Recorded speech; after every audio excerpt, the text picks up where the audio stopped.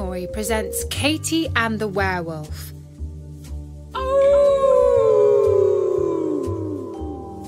Dedicated to Evangeline, who supports Story Nori on Patreon. Hello, this is Natasha, and I'm here with another story about Katie. Katie is an ordinary schoolgirl, but there is one thing that is a bit different about her. She's a witch and can do magic spells. Most people aren't supposed to know that, but it's almost an open secret these days.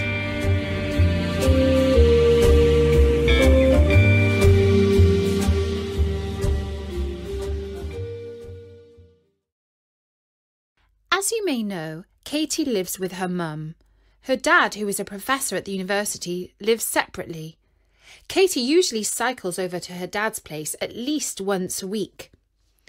One Friday evening, she reached the end of her street on her bike when a text pinged on her phone.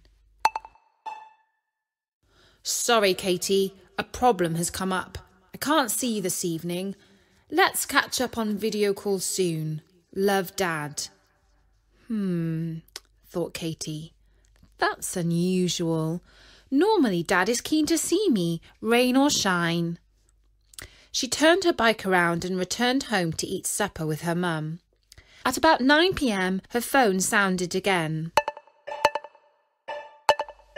It was her dad, this time with a video call. He was not looking his usual self. "Are you growing a beard?" asked Katie, laughing. "Seems like I am." She thought that he was using an app to make himself look extra hairy on the video call. "I don't like beards, but as soon as I shave it off, it grows back again in minutes. And look at this," replied her dad gloomily. He held up his hand. Only it was more like a paw. It was all hairy, with long dark nails growing out of the ends of his fingers. "That's so funny," Katie giggled. "How did you do that?" "It isn't funny if you're me," said her dad crossly. "I'm not kidding around. Hairs are sprouting out all over my body." Katie peered into the screen of her phone. It was hard to see his expression because so much hair was hiding his face, but his grey eyes were looking full of anguish. Yes, he wasn't joking. He was turning into, well, she didn't know what to say. But her dad got there first. "If I didn't know better, I'd say I was turning into a werewolf," he said gloomily. "Bianca will not be too happy about what's happening to me." Bianca was his girlfriend. "She suspects that your mum put spells on me out of spite." "Oh, come on. You know she's not vindictive like that." I do. But tell that to Bianca." After that video call, she went into her mother's spell room and searched the magical encyclopedia for a cure for being a werewolf. To her surprise, she could not find one. She had a hard time falling asleep that night. She kept wondering if she should ask her mum's advice, even though Dad had told her not to. At about 6 o'clock the following morning, Katie was not sure if she was dreaming or having a nightmare even. She could hear a kind of howling noise like, "Oh!" Katie rubbed her eyes, pulled back the curtain and looked out of the window. It was worse than a nightmare. A hairy, dogged-looking man was kneeling in the garden, lifting his head to the sky and howling his head off. Katie opened the window and called out in a semi-hushed voice, "Dad, can you be quiet? You'll wake the neighbours, and they'll ask no end of questions." From under the table, Solomon added, "You mean, like, what was that werewolf doing in your garden?" "Yes, that sort of inquiry," agreed Katie. And then calling out of the window, she said, "Dad, you're embarrassing." Her father replied by pointing to the door. Katie grabbed her dressing gown and tiptoed downstairs to let him in. They sat at the kitchen table and Dad tried to hold a mug of tea with 2 hairy paws. "I'm sorry," he said gruffly. "I tried to call you up, but instead of your name, a howl came out of my mouth." "Why didn't you phone or text me?" "You tried touching a screen with these claws," he replied crossly. "Okay, well, tell me what happened," said Katie. "After I spoke with you last night, I got shaved again and looked almost decent. Bianca came home and didn't notice anything more than a bit of evening shadow on my face.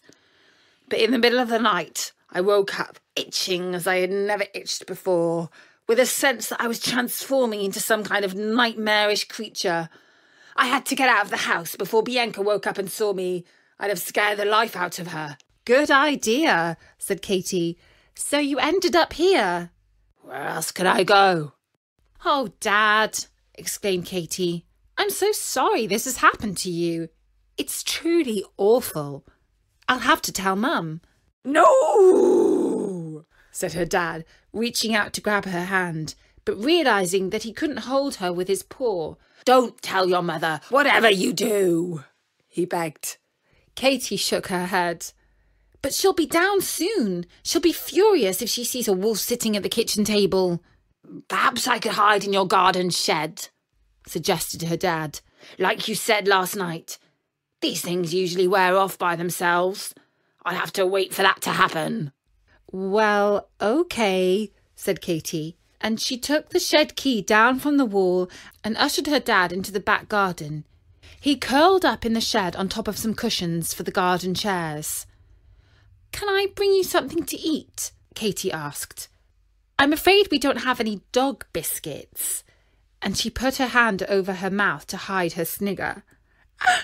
"I'm sorry, I couldn't help myself. You look so strange. I do hope you get better soon." "So do I," said her dad, with a sound like a whimper. Katie spent the day at school worrying about how her dad was coping with being a werewolf. She knew how he hated doing nothing and hoped he could stay put. If he went for a walk in broad daylight, people were bound to see him. They would think that Frankenstein's monster was on the loose.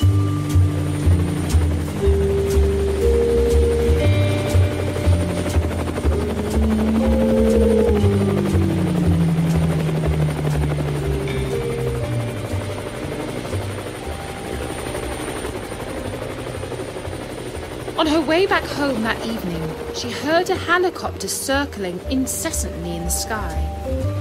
She wondered if the police were searching for a missing person. It wasn't the only sound.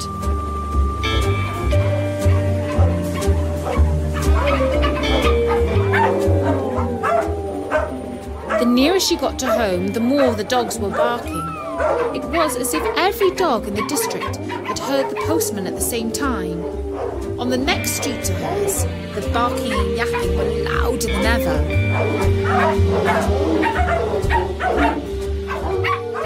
The police had taped off her road, and an officer stopped her walking to her house. "Sorry, miss, we've had reports of a dangerous animal prowling around." "What sort of animal?" "Reports vary, but the general view seems to be that it's a wolf." "Oh dear," said Katie. "I live here. How can I get home?" "We'll drive you up the road," said the officer. "It will be safer for you that way." And so Katie had a lift in a police car for the 100 metres to her front door. She saw police dog handlers on her street with fierce-looking Alsatians, as well as zookeepers clutching rifles that she hoped were armed with tranquilizer darts and not real bullets. "Oh," she thought anxiously, "do so hope that Dad isn't bitten by a dog or shot by a zookeeper before I can tell Mum what's happened." After the police dropped her off, she ran into the house and rushed upstairs to find her mother in her spell room. "Mum! Mum!" she cried. "I'm sorry to interrupt your magic, but it's urgent. Dad's turned into a werewolf. The police are hunting him, and it's like the worst nightmare." "A werewolf?" said her mum, surprised, but not quite as surprised as you might imagine. Silly man. I thought this would happen one day. Why on earth do you think that? Well, you see, long ago when we were married, I gave him a magical ring. It belonged to your great-great-grandfather. You know how your dad loves that sort of thing. I made him promise never to use it in any of the weird and wonderful experiments that he does in his lab at the university. He promised, saying, "Cross my heart and hope to die." I told him that wasn't a good idea, because I couldn't make him die if he broke his promise. "All right," he said, "if I break my promise, you can turn me into a werewolf." I did not have to do any spell at all. Magical rings are very susceptible to that kind of thing. Now it seems he's broken his promise after all these years. I'm surprised he kept it as long as he did. Silly man. But Mum, we can't let them shoot Dad because he looks like a wolf. No, I suppose we can't, said her mum casually. I'll see what I can do. Pull down volume L of the magical encyclopedia. There's bound to be a few spells for curing lycanthropy. What's that? Asked Katie. It's what your dear father is suffering. It is the state of being a werewolf. And Katie realised that she hadn't found the cure by herself because she had been searching under W for werewolf. Katie waited anxiously while her mother read the spell and prepared all the ingredients. She used her magical ring to communicate with one she had given to Katie's dad. At least Katie understood why her dad hadn't asked for Mum's help. He didn't want to admit that he had broken his promise not to experiment with a magical ring. Fortunately, Dad evaded the zookeepers and dogs by climbing up high in the branches of a tall tree in a neighbour's garden. When he came down in man form, he borrowed Katie's bike and pedalled home, extremely exhausted. After a long sleep, he called Katie by video and said, "As you can see, I'm no longer lupine." Katie guessed that lupine means like a wolf. "I hope you don't mind," said Katie. "I had to tell Mum. I was fearful that they might shoot you or something." "You did the right thing," agreed her dad. "Your Mum's bark is worse than her bite." "But your wolf howl is off the planet," replied Katie.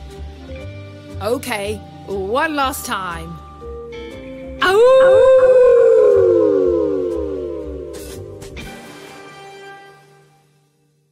And that was the story of Katie and the Werewolf, written by Bertie and read by me, Natasha, for storynori.com. We are delighted to dedicate this story to Evangeline, who is 6 years old and lives in Pennsylvania. Her family kindly supports Story Nori on Patreon. Her mum Jessica tells us, "We love everything that you write, but Eva's favourites are Katie the Witch, Wicked Uncle, Lapis and Bertie. We would be lost without Story Nori, and we listen almost daily over and over. Thank you so much for doing this project. It has been a godsend, especially during the pandemic."